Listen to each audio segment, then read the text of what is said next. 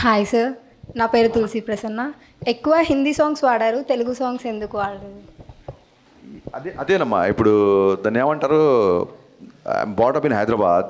మా father huge Kishore Kumar fan. So చిన్నప్పటి నుంచి నాకు తెలుగు పాటలు ఎంత ఇష్టమో హిందీ పాటలు అంత ఇష్టం. తెలుగు పాటలు కూడా చాలా పాడాం.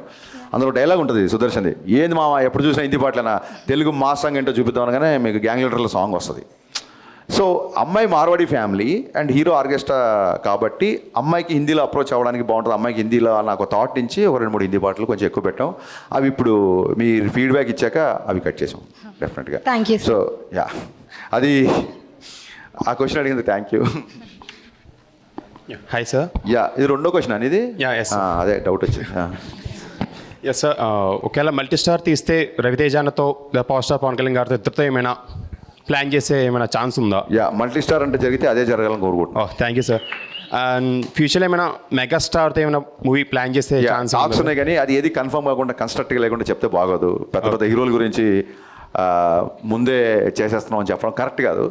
అఫీషియల్గా అనౌన్స్మెంట్ వస్తుంది. Yeah, we are waiting sir. Thank you so much. Thank you. Hello sir, this is Shanmukhi.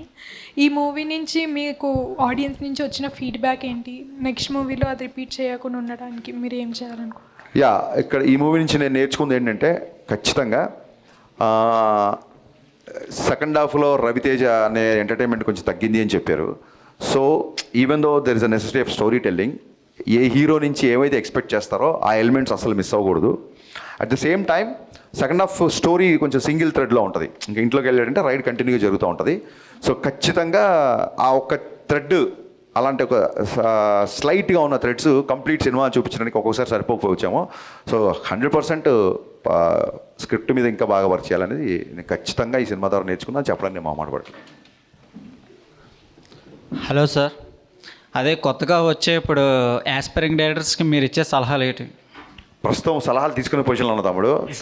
So ఈ సలహాలన్నీ సమీక్షించుకొని ఆ తర్వాత నేను సలహాలు ఇస్తా. యా,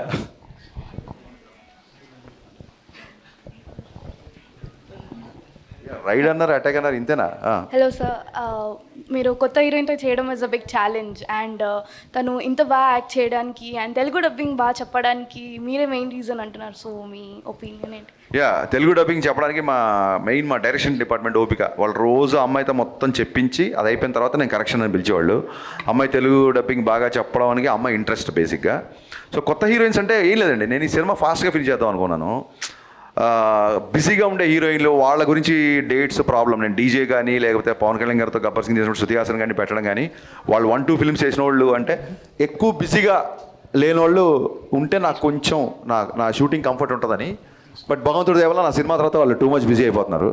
సో అది మంచిదే కదా.